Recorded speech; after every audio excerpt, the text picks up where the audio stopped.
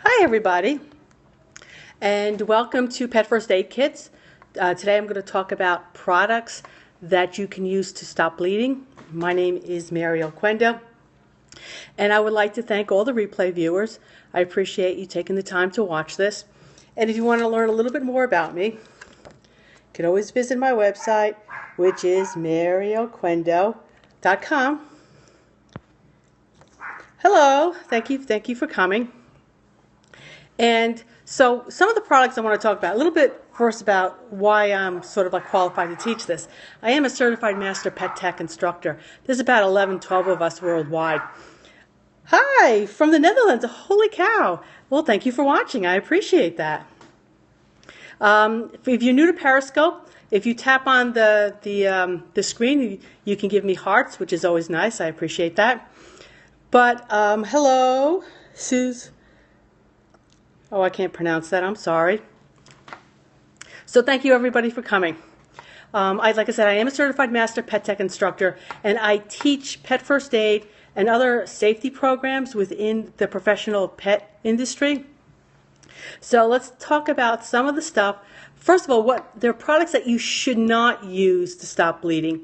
And one of them from Brazil. Well, thank you.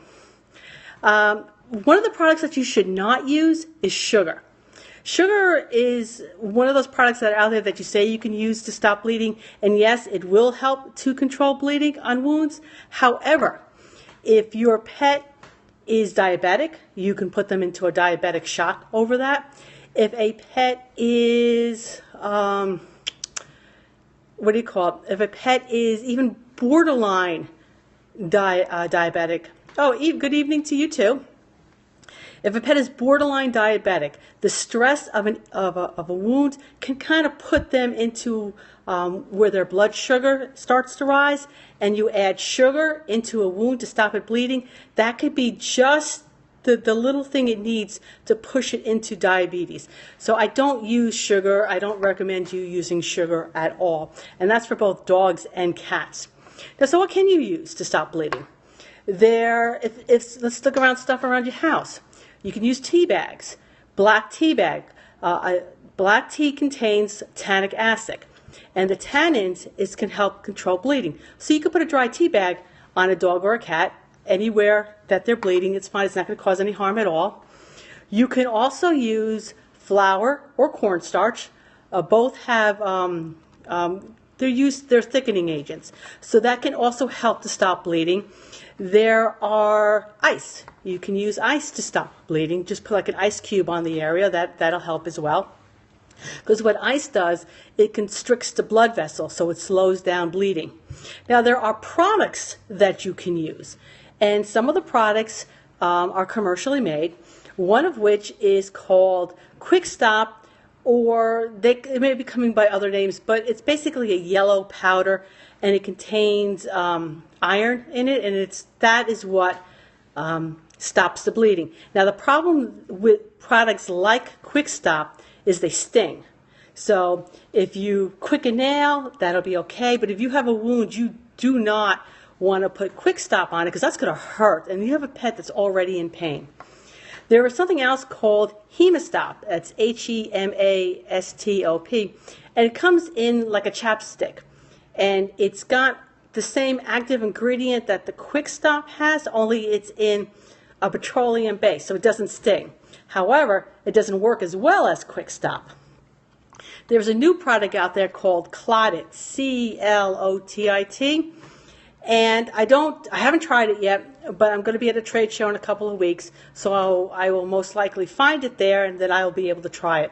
What I like about it, but haven't tried it yet, is it's supposed to be made from all natural ingredients, so I'm a little excited about that. Now, there are surgical glues, and surgical glues are different than, say, super glue or crazy glue. Super glues and crazy glues do not have to use medically safe ingredients. They can do whatever they want. There's nothing medically safe about them. Surgical glues, being more expensive, have to use medically safe ingredients. Now, the problem with surgical glues is that there's a very right way and a very wrong way to use it. And if you use the surgical glues incorrectly, You can trap bacteria in the wound, and you can slow down healing. You can actually damage surrounding tissues. So if you want to put the surgical glues in your pet first aid kit, have your vet show you the proper way to use them. And that's it. Any questions about any of the products that I talked about?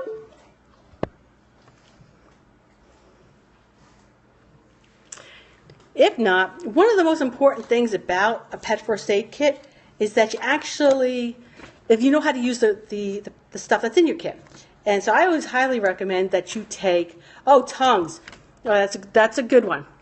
You can use the tea bag, which is really good, or ice. Either one of those two will work well on tongues. The thing is with tongues, generally they look a whole lot worse than they really are, because what happens is that it mixes with the saliva in the mouth, so it just looks like there's blood everywhere.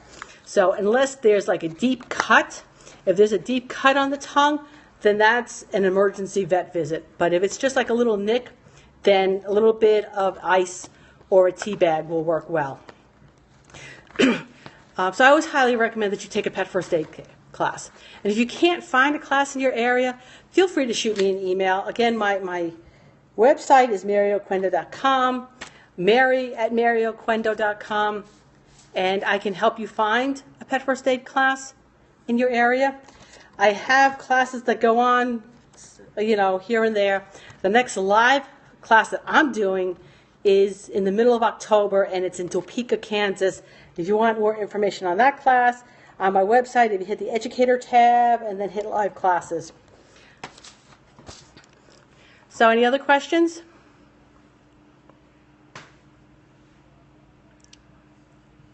Next week's class, I'm going to do on kit items to deal with poisoning for... Yeah, and they're so good because you could just, it could just be a simple Lipton tea bag, and you just put it dry in your kit, hardly takes up any room at all. Next week's next week's Periscope will be on products that I would use in the event of a poisoning. So I will see everybody next week, unless you have any more questions. And even after, like I said, this is over, just feel free to send me an email, and I can always answer questions for you. So anyway, thank you for attending, and happy National Dog Day today. You're welcome. So see you next week for this. And on Sunday, I'm going to do another crystal one. And the crystal ones will be on, oh yes, please throw me some hearts. Those are awesome. Those are purple and yellow. It's kind of interesting to see what the colors come up. Oh, it's still purple and yellow. That's nice. Sometimes they're blue and pink. Sometimes they're orange and red. So it's kind of cute.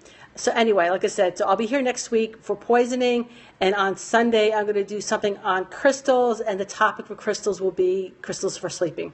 So see you in a couple of days. Thank you for watching.